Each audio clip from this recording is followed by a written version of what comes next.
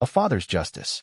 At 30,000 feet, a scream shattered the hum of the airplane cabin. It wasn't the engines or turbulency, it was my 7-year-old daughter, Emily, bleeding and sobbing in the aisle. A woman in a tailored blazer stood over her, clutching a bloodied pen, her lips curled in a chilling smile. She had no idea I, Captain James Harper, was the pilot of the flight she was trapped on. What unfolded next was a nightmare no parent could imagine, a tale of vengeance and justice that would haunt me forever. My name is James Harper, a 52-year-old commercial pilot with 15 years of experience. I've navigated blizzards with zero visibility, landed planes with failing engines, and guided rookie co-pilots through emergencies that would rattle the steadiest hands. But nothing prepared me for the moment I learned a stranger had stabbed my little girl while I was locked in the cockpit, flying the very plane where this horror unfolded. The day began with hope. Emily and I were headed from Denver to Orlando for her first trip to Disney World, a father-daughter adventure to heal the wounds left by her mother's death from leukemia 6 months earlier. Emily, a tiny wisp of a girl with chestnut curls and hazel eyes, had endured too much for her age. She'd sat through her mother Laura's chemotherapy, held her hand in hospice, and whispered goodbye as Laura slipped away. This trip was our chance to find joy again, with hotel views of the Magic Kingdom, dining with princesses, and matching Mickey ears we'd wear together.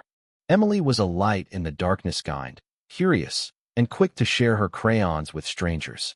She loved fireflies, strawberry ice cream, and bedtime stories that chased away her grief. As an unaccompanied minor in first class, she was under the care of flight attendants Sarah Miller and Claire Thompson, who spoiled her with coloring books, extra snacks, and a cozy blanket.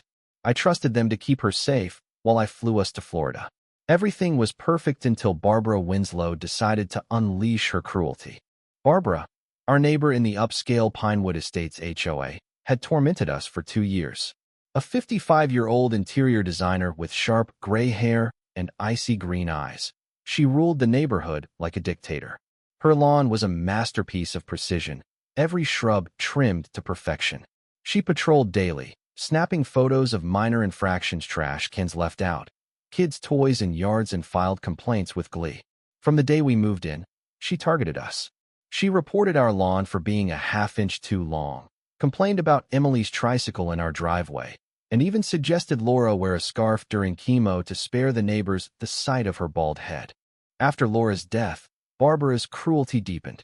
She griped about cars parked during the funeral, claiming they disrupted the community's elegance. When Emily cried at night, missing her mom, Barbara pounded on our fence, yelling to keep it down. The worst came 3 weeks before our trip. Emily was playing in our yard with Daisy, a therapy puppy we'd adopted to ease her grief. Barbara stormed over, screaming that Daisy's barking disturbed her yoga session, though Daisy was napping silently under a tree. "That girl needs to stop milking her mother's death," Barbara spat. "She's old enough to act like an adult, not a whining victim." I bit my tongue, but her words burned. When Barbara learned about our Disney trip, likely through HOA gossip, she vowed to ruin it. She dug up our flight details, booked a seat on the same plane, and told neighbors she'd teach that entitled brat a lesson. The night before, she called me, her voice dripping with fake sweetness. "Have a lovely trip, James. Kids can be so disruptive on flights, can't they?" Her threat was clear, but I never imagined she'd resort to violence. On flight day, I ran through pre-flight checks in the cockpit. Sarah, the lead attendant, flagged a concern. A woman in coach had asked odd questions about Emily's seat, travel protocols, and whether kids could roam the cabin. Sarah described her gray hair, cold eyes, designer clothes, and my blood ran cold. It was Barbara. "Keep her away from Emily," I ordered, my voice tight. "She's our neighbor and has a vendetta. Call me if she approaches my daughter." Sarah nodded, but none of us foresaw the evil Barbara was planning. The first 3 hours were smooth. Sarah updated me. Emily was coloring, munching cookies, and chatting about Disney rides. She was happy, her grief momentarily forgotten. But Barbara was watching from the coach, plotting. During beverage service, with the cabin dim and attendants busy, she struck. Armed with a sharp metal pen from a business class kit, she approached Emily's seat, feigning warmth. "I know you from Pinewood," she cooed. Emily, polite as always, smiled and said hello. Then Barbara's mask fell. You think you're special because your dad's the pilot, she hissed, loud enough for nearby passengers to hear. You act entitled, flaunting your dead mother's memory. Emily, confused, stammered, I'm being good. I'm staying in my seat like Daddy said. Before anyone could react, Barbara raised the pen and plunged it into Emily's shoulder with vicious force. Emily's scream pierced the cabin, a sound of pure agony. Blood soaked her Ariel t-shirt as she collapsed, sobbing for her daddy. The cabin erupted. Passengers screamed, some recording, others rushing to help. Barbara stood triumphant, waving the bloody pen. That's what happens to brats who don't know their place, she shouted. Sarah sprinted to Emily, pressing a cloth to the wound, while Claire radioed me. Captain Harper, your daughter's been stabbed by a passenger. She's bleeding heavily. We need to land now. My hands shook on the controls. Rage and fear battled my training, but I had to stay focused. How bad is it? I asked, voice breaking. Sarah reported the shoulder wound was serious but not fatal, and the attacker Barbara Winslow was bragging, claiming self-defense. Every witness confirmed Emily had been quietly coloring.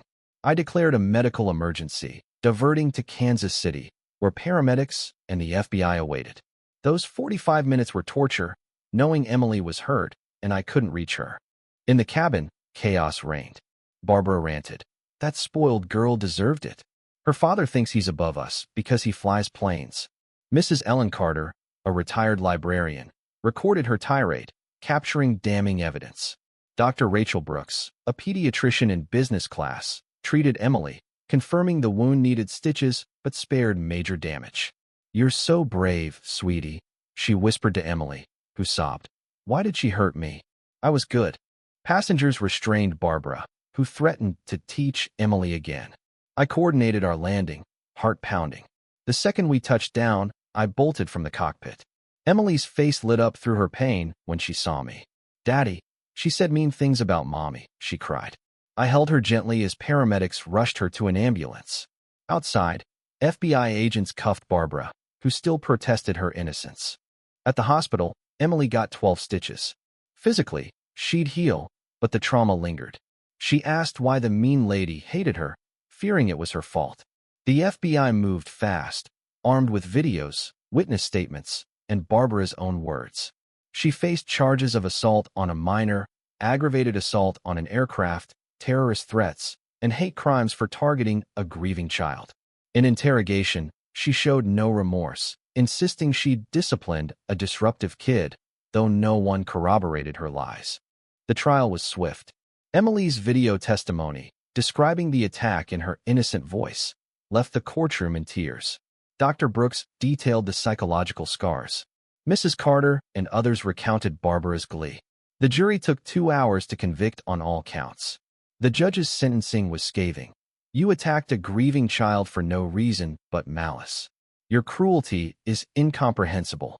Barbara got 9 years in prison, 5 years probation, full restitution, a lifetime restraining order, and a permanent airline ban. Pinewood Estates expelled her and overhauled HOA policies. Emily's recovery took months. Therapy helped her reclaim her trust in the world. 9 months later, we took our Disney trip, laughing on rides and wearing our Mickey ears. Today, at 10, Emily's scar is her courage mark. She's thriving, surrounded by love. Barbara, released last year under strict supervision, lost her career, home, and reputation. She learned that actions have consequences. This story isn't just about evil, it's about resilience, justice, and the power of good people standing up. Emily survived, and Barbara faced the full weight of her choices. I'll never stop fighting for my daughter, and I'm grateful for those who helped us find justice. What do you think? Should violence like Barbara's face be harsher penalties? How do we protect kids from such injustice? Share your thoughts below. I'd love to hear your perspective.